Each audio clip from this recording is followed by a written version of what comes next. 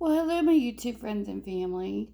So, today's books of the day are Lot 2, and we are doing a 10 books for $2 sale in romance section right now.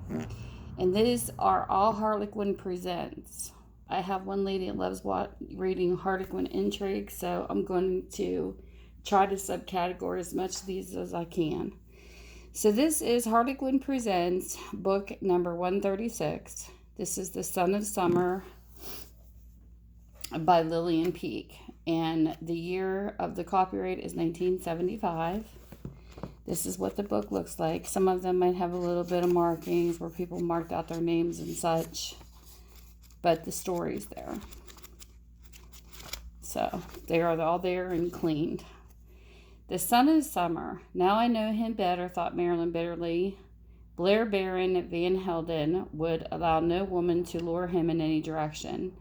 He would pursue a relationship as far as he desired, then walk away from it as though it had never been. Holiday romances never lasted. She should have repeated those words again and again. And if she had fallen in love with Blair, it had been her own stupidity. So that's the first one. Number 2 is number 1976, Too Young to Love by Roberta Leigh. Copyrights 1976. Of course, you can see their softbacks. And here's what this one looks like. And then this is what the story says. This is the synopsis.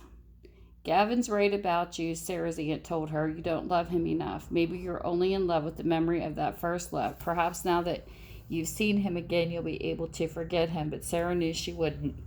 Even at 18, she had known Gavin Baxter was the man for her.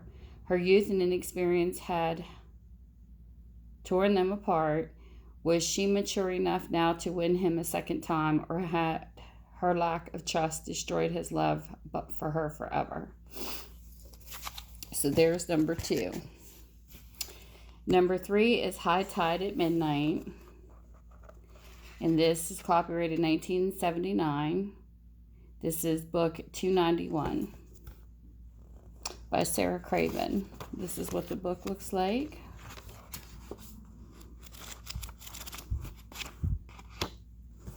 And this is what the synopsis says. Trevenon had a dark and tragic history. As a child, Morwena had listened to her mother's stories of Trevenon, her old home. Morwena had pictured a castle full of magic of love standing high on the cliffs of Cornwall. So when tragedy struck the 18-year-old Morwena, she fled to Trevenon, and contrary to her expectations, she found a house full of unhappiness and hostility. Dominic Trevenon's hostility, but strangely Dominic captured Morwena's heart as completely as her mother's stories had captured her imagination, only this time the story didn't seem to have a happy ending. So there's that book. The next book we have is called The Wolf Man by Sandra Clark, and this is book number 314, and the copyright is 1982, and this is what the synopsis says. Why would a man reject civilization? Belinda could only speculate on why Baron chose to live as one with the natives of the frozen Canadian North, and on why he was called the Wolf. Murky past or no, he was the only man who could help her reach the jealousy guarded privacy of the Nascus. I don't know. I can't pronounce some words. If Belinda's linguistic research was to be successful, she had to contact these nomadic Eskimos. Could he be induced to help her? Their antagonism was deep and mutual, despite an electrifying physical awareness. So that's that book. The next Harlequin Presents is number 315, and the copyright is 1979. It is called My Sister's Keeper by Rachel Lindsay. And this is what the book looks like.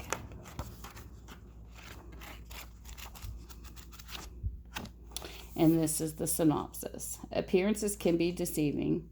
I wouldn't go out with a sailor like you, Ella had said primly. I hate slumming. It sounded snobbish, but she had to discourage him somehow.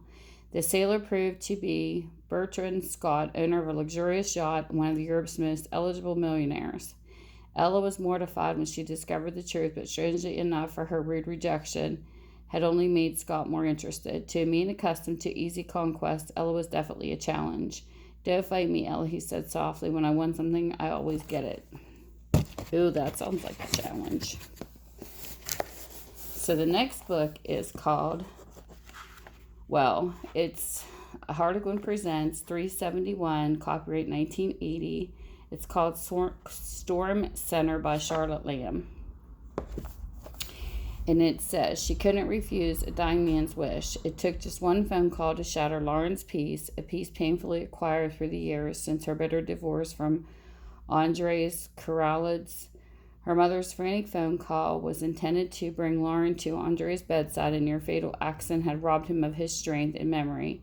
He had forgotten the incident that had changed their lives, thought they were still blissfully married. But Lauren would never forget, especially when she considered the wife and son who succeeded her in Andrew's heart. And this is what the book looks like. So there's that book. Next book is Pagan Adversary by Sara Craven. It is Harlequin Presents number 616. And the copyright date is 1983. This is what the book looks like. It's got a little bit of darkness there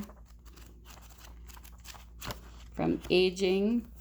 And it says, Harriet had forgotten her dead brother-in-law's words until she stood opposite the fiercest opponent of her life, the autocratic and unyielding Alex Marcus, who had no scruples about taking her orphan nephew Nicky away from her and claiming the boy was his heir.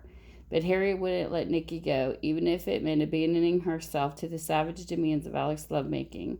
For if the only weapon she had to fight Alex with was the effect her body had on his, then she'd use it no matter what the cost.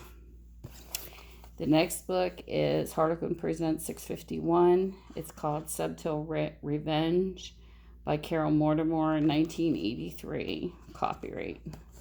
This is what the book looks like. And this is the synopsis. Out of her bitterness there came a plan.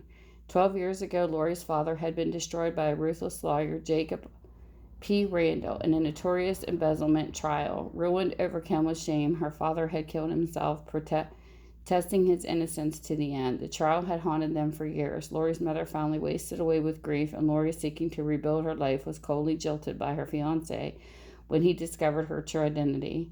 She had reason to hate the Randall family, and when she met Jacob's son, Luke, she sought a way to hurt him as his father had hurt her.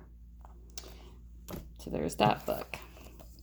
The next Harlequin Present is number 814, and it is 1985, The Wings of Love by Lea Wentworth. This is what the book looks like.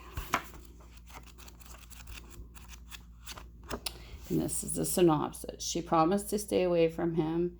Trusty had grown up with the string-bound generosity of her cousin's family. So when they invited her to join them on the French Riviera, she knew there would be a catch. Sure enough, they wanted her services as a beautician for their daughter Nora, but they especially wanted her word that she'd keep away from their intended quarry, the eminently superior Crispin Fox, whom they had earmarked as a son-in-law.